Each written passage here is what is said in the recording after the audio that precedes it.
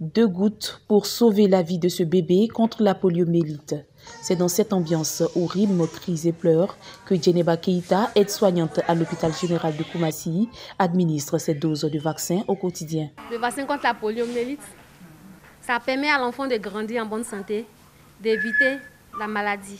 Respecter le rendez-vous vaccinal est primordial pour sauver son enfant contre les maladies, en particulier la poliomyélite. Quand l'enfant est né, il faut respecter tout ce que les sages-femmes demandent.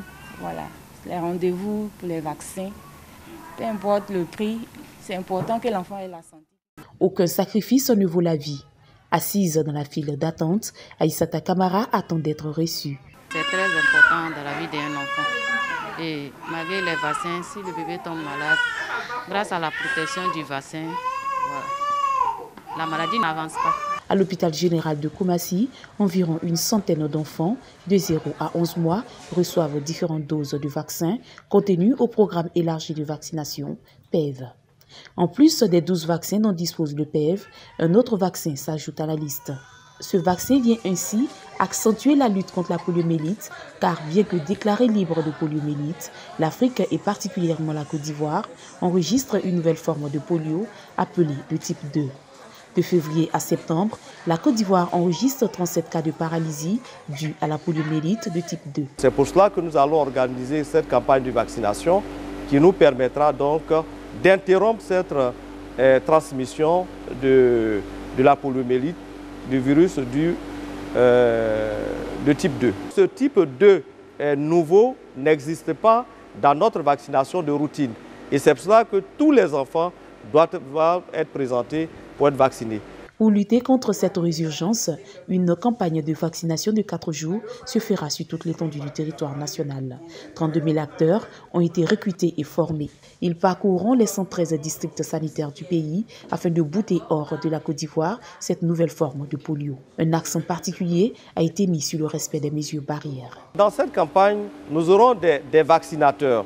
Des vaccinateurs, donc ce sont des jeunes volontaires qui acceptent donc d'aller dans les familles pour administrer les 2 doses, les 2 gouttes de polio aux enfants. 2 milliards de francs CFA ont été investis dans cette lutte et 5 millions d'enfants sont attendus.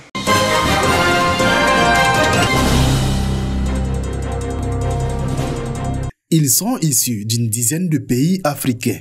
Ces 46 nouveaux diplômés qui reçoivent leur parchemin rejoignent ainsi le rang des ingénieurs statisticiens et économistes formés à l'ENCA, l'École nationale supérieure des statistiques et d'économie appliquée d'Abidjan.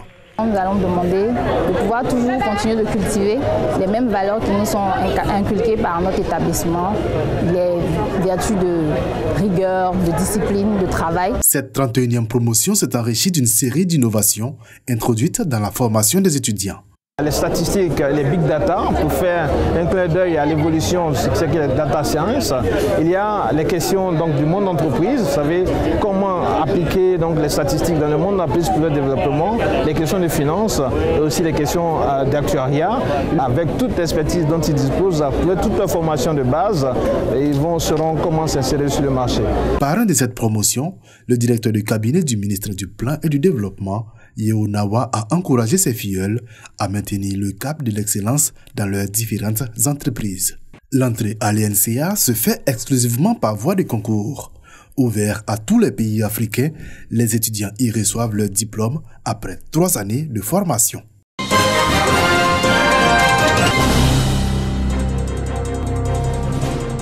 Si hier, la politique les a divisés avec des actes de violence, aujourd'hui, le sport arrive comme un facteur d'union et de réconciliation. Et c'est le football qui a été choisi pour ressouder les liens entre les jeunes de la sous-préfecture de Beaunois. Un tournoi de football pour prôner la cohésion, la paix et le vivre ensemble.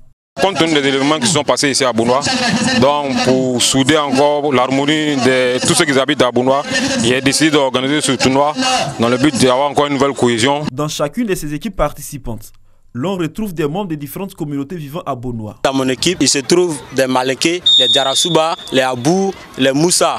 Et c'est pareil dans son équipe. Lui qui est mon frère Malinké, il y a les Abourés aussi dedans. Donc c'est ça qui fait l'union, la cohésion. On ne veut pas qu'on se sépare. On veut s'unir pour qu'on puisse avancer tous ensemble. Le lancement de ce tournoi de football de la cohésion, de la paix et du vivre ensemble a été l'occasion pour les cadres de Bonois et de Grand Bassam d'inviter la population à la préservation des valeurs de paix, de pardon, de fraternité et de solidarité pour bâtir un Bonois nouveau.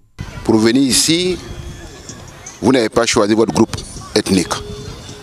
Vous n'avez pas choisi votre confession religieuse. Et ça, c'est l'esprit d'union, de la cohésion et de la fraternité. Et nous souhaitons que vous puissiez renforcer ça.